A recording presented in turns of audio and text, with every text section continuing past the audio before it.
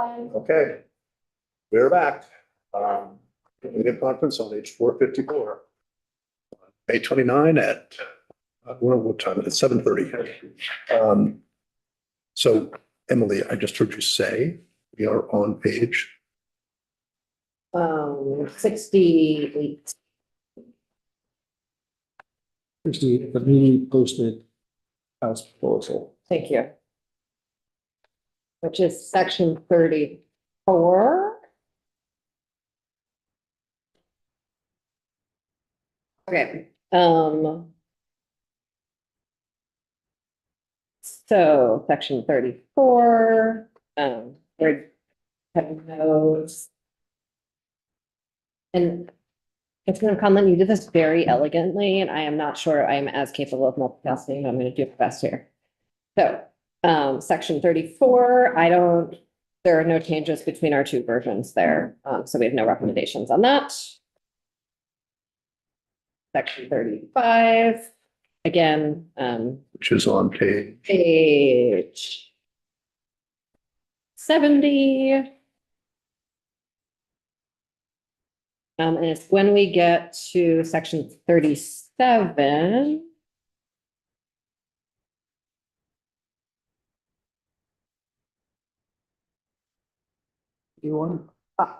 Which is page 81. Thank you.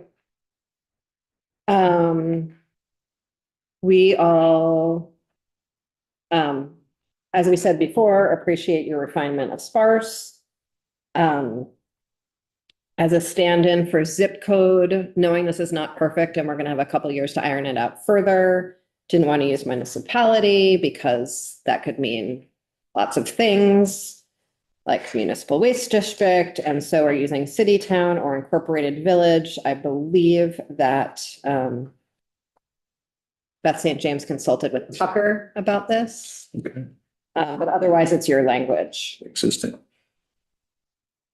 So, okay, so this is, yeah, this is, so it's largely our language. And then similarly, sparse school, your idea is appreciated there on sort of sub 4. And wanted to add just like a little more definition to that. And so cross-reference the other piece where it's the by necessity definition that we're asking the Board of Ed to draft. Just like continuing my effort to not, maybe I've just spent too much time in definitions this session, but continuing an effort to sort of go to existing definitions or delegating definition so to be more qualified. So so this takes out the reference to the 55 people. No, it keeps the 55. Is that, The green has the 55 people. You just can't read it. Yep. okay, Yeah, there it is, right there, line Okay. 16. okay, Sorry. And it's just adding a little more to your sparse school to say that the State Board of Education define the sparse by necessity the same way we do that other places in the statute. And sort of just continuing that onto C on the next page, accepting your recommendations there.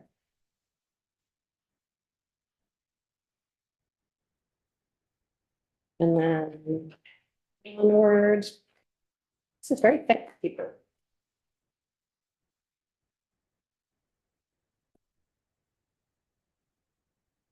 On page 91, just section 45.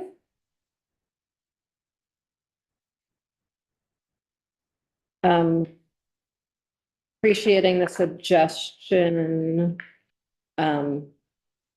of further studying this. are you on 45A?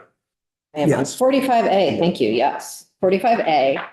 The idea being that we have just commissioned a study that came back to us that decided some of this. And there's some that still needs to be decided that we've already said we're going to work on more in the future. which is special education. We have a report due from AOE that we've, I think, already agreed to somewhere in this bill. And so want them to explore other ways of doing the special education weights. And towards the intent of concerns that the cost factor numbers will, I would say towards the Ways and Means Committee's intent that cost factor numbers are actually always a little bit ahead of the efficiency curve because they are designed around the most efficient way to deliver services towards a quality education. The idea that we would make sure that we are calculating that as we move towards the larger districts in order to capture those cost savings and update the foundation formula. We also, and so that's brand new, but towards sort of intent that I think we've both had in both sections. Just wanted to clarify that for the record, in the bill and then in that study. And then again, in 127, in existing statute, there is a requirement to recalibrate our existing weights, but ensuring on page 92 that that will, of course, apply to this formula, and that it needs to be updated and recalibrated regularly, and that we want to make sure that our joint fiscal office and our agency of education are fully brought up to speed to do that. We have, when the agency of education did commission the studies related to the pupil weighting factors report before we passed 127, they were required to turn the model over to the agency of education. But it seems that there's no one at the Agency of Education right now who is able to, so want to make sure that that happens and that there's sort of duplicative skill sets around that because it's such an important part of our system. And then accepting your transition, very appreciated. But adding that part that I referred to about the prorating of the tuition the same way we're prorating, so that it lines up with the other areas of. Where are you? Yes. So I'm so sorry. I'm on page 93 Right, okay. in section 45B. And I think we talked about this earlier, but this is the language for it. So just making sure that the transition is applying across the board. And then your tax rate transition, the entire thing is calculated in the base year, so folks can plan for it. But the education opportunity payments in your version of the bill were not all calculated in the first year. They were going to be adjusted every year. This sets them all in the first year so that folks can plan for it.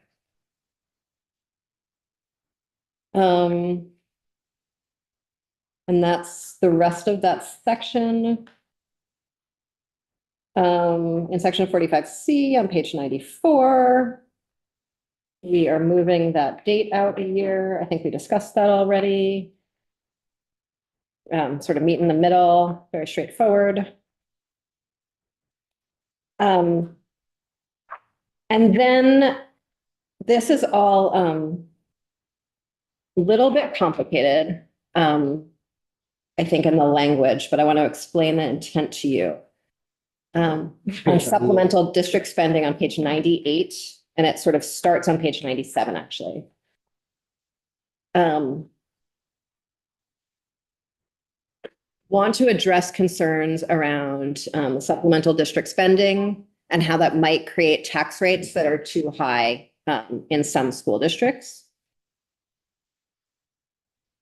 And so given that, appreciate that you sort of lowered that by changing it from weighted membership to membership, and then are taking that a step further and saying after the full transition is completed, to then start titrating down to 5% from 10%, from 10% to 5%. So at the end of what is essentially a 10-year transition, 5 years that you put in, of moving up or down the education opportunity payments and the tax rates, then there would be another 5 years where the supplemental district spending titrates down from 10% allowable to 5% allowable in the interest of equity. This is also, I hope, a really great opportunity for people to study the issue and how and why it's being, how often the supplemental district spending is being used. And we added a report related to that.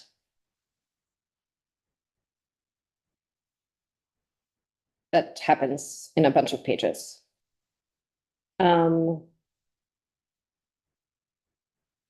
then going forward, sort of in page 101, 103, going from there.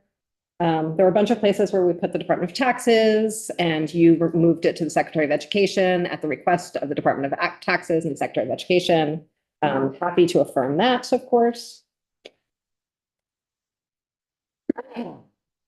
Now on page 105, section 48. Are your districts still in here? Your non-homestead apartment, non-homestead? We'll get there. Okay, But yes. it's on 99. Oh gosh, I'm so sorry. That should come out. No, that should stay there. It's just not highlighted. Sorry. Yes, maintaining what we put in the House version. Thank you for catching that. Can I borrow your highlighter when you're done? I throw it. Let's not throw it. I can't really catch anything. Thank you. Thank you for catching that.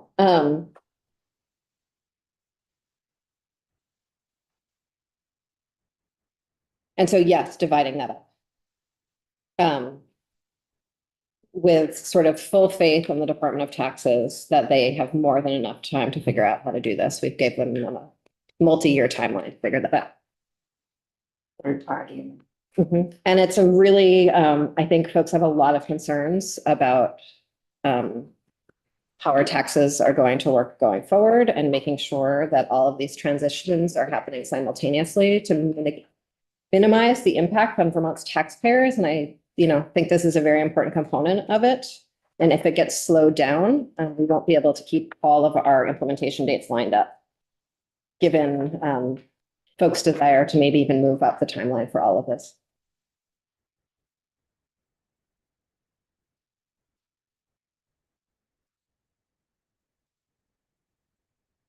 And then you have a homestead property tax rate transition report. You have your transition, and then we added a report to that. Given concerns, I think from I'm so sorry, I'm on page 107 and 108. So in setting shall determine each municipality's net education tax payment. Hasn't that been the subject of some discussion, like the tax commissioner does that? Everywhere that we had sort of moved things to the Department of Taxes from the Secretary of Education and you moved it back to the Secretary of Education, we left it as the Secretary of Education.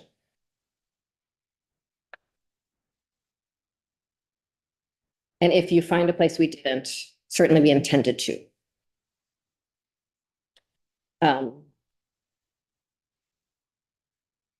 On page 107, 48A, section 48A, the homestead property tax rate transition, accepted the Senate recommendations on that, but added a report. Given, I think, very warranted concerns that we're doing all of this in 2025 and it will be implemented in quite a few years from now, the entire package, like all 5 changes. Asking the Department of Taxes the year before implementation to really study at that point with what they know then, what they think the impact will be on Vermonters and any further transition mechanisms we might need. So that is brand new.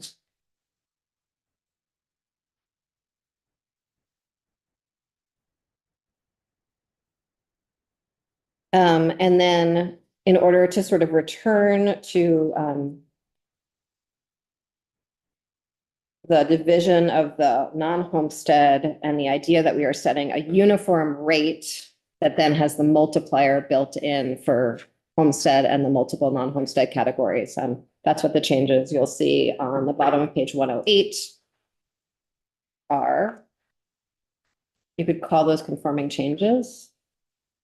Though I'm not an attorney, so I don't know if that's the official way to describe it. And then when we get to page 110, maintaining the proposal that we gave to you about how to do the homestead exemption, so that we have a much smoother curve and more Vermonters who are better off on the other side of this. But we kept your proposal around the house site value cap.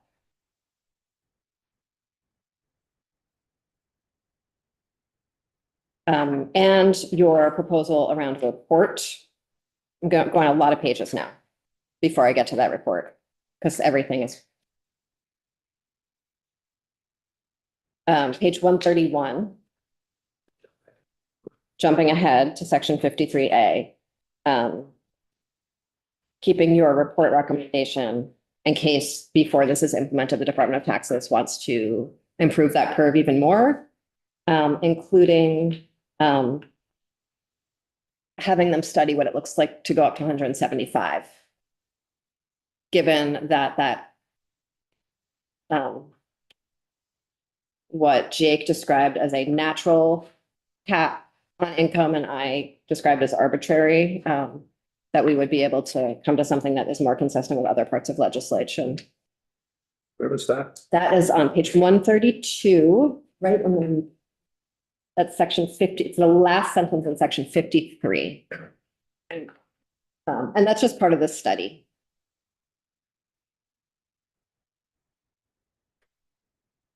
Remembering that household income is often 3 people in a house. Yep.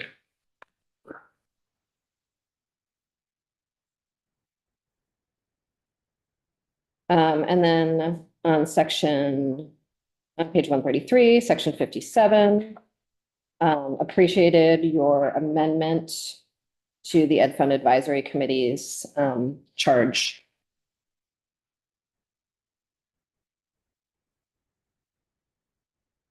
And then added 2 new charges for them to study how to maintain intra-district equity. And I think we talked about that yesterday. Towards your intent about if the money is spent the way it should, you had a sentence about that. We changed that sentence slightly to whether the weighted foundation formula payments lead to improved outcomes across all populations. That's very different Okay. than what we had, because ours was really looking to ensure that the money sort of not follow the student per se, but that generally benefited the students for whom added weight was intended. And I get that you could make the case that this kind of will eventually in some way show the same thing, but not, it's different. Okay, thank you. But It has a, okay, goal's the appreciate that. same. well, Now, yeah, it's, Yeah, this wouldn't necessarily, if you were reading this cold, you wouldn't really think about it in the terms that we were intending that language. So just I appreciate you saying that. flag is something to talk about. Absolutely. And let me, if I could take a moment to explain the intent there a little bit more. In all the testimony that we received about various foundation formulas over the years,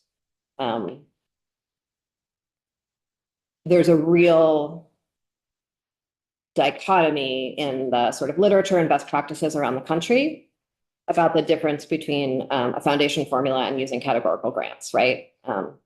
And the pros and cons of each. And one of the really important pros of foundation formulas is that you're not holding districts accountable to sort of those dollar by dollar slices, and that they're able to be much more flexible and innovative with the money, as long as it's making a difference, right? And so making sure it's making a difference. But I understand what you're saying about how it's a different sentence, but absolutely. Yeah. But So either way, I'd love to add that sentence. it's just if you have large districts and have, it could end up with the money intended for the kids who are over here gets spent over here. Yeah, and that's why the intra-district equity is so important as well. So it was sort of getting at that from two different angles. Under section 60, page 137 is the next change.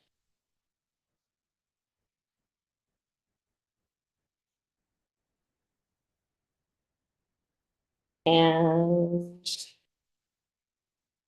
I don't remember what my intention was with that at all.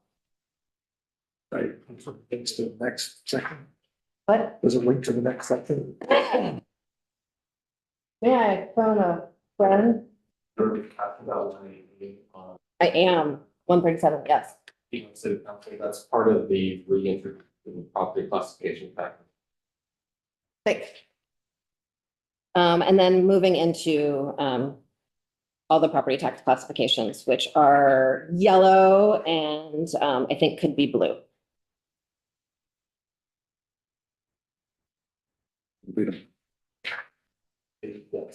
It should be blue. I misunderstood that system. Cool, thanks. Okay, let's call them blue. Oh, these are your proposals. It's just the original, yeah. Yeah, okay. Okay, and that brings us to the end.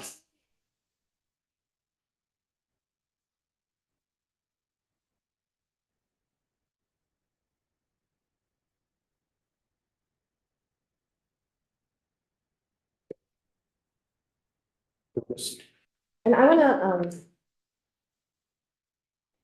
want to be really clear. I think it's really important that when we look at this bill holistically, we are not spending more money than we're spending this year. I mean, of course, inflation adjusted, but that we are improving quality in really significant ways. We are improving delivery in significant ways. We are improving the democratic experience for Vermonters, and that people understand their taxes better. And that folks are sort of better off across the board. And I think all the pieces of this considered together is a really important piece of that. I think some of how all the different math shakes out is hard to see in one spreadsheet. It's a collection of spreadsheets. And I don't know if tomorrow morning would be the time to sort of really like run through some of those publicly to see how it shakes out, but just wanted to Is there, offer that. do you have like a fiscal note or No, I an don't. outlook No. or, okay. Okay.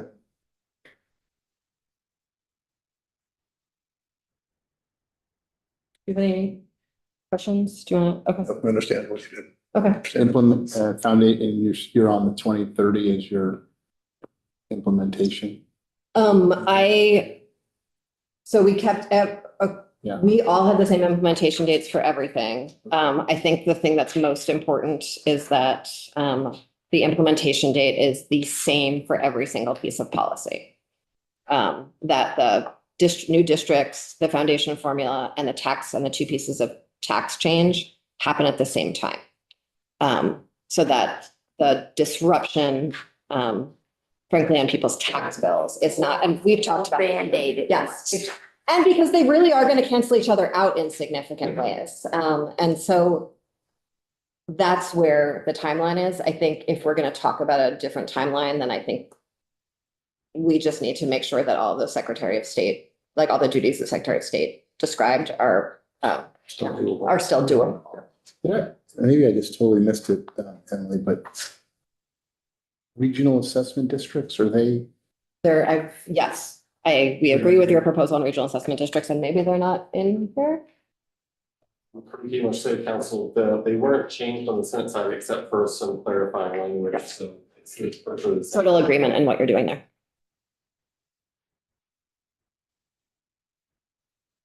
Okay, so 9 o'clock.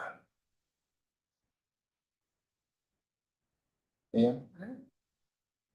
Yeah. hit the plan. Yeah. Oh, 9 o'clock. Okay, great. Yeah. Sure. Okay. Oh, When we come back, do you want to discuss further the first half of the bill? Second, like where do we want to start and end? I think we need to spend some time, discussion about the second half. Of course. And so we might want to, there's a few, yeah. I think we need to, so actually, yeah, so we need to meet at 8. At 8, Yeah, or or do something you like want to that. meet here at 9:30?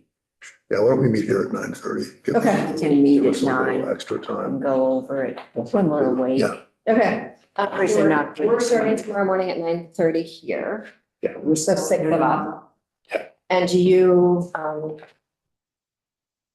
and starting the finance policy in the morning or starting with the, I think finance policy. okay, great. Yeah, Okay, yeah. Go over it. great, thanks.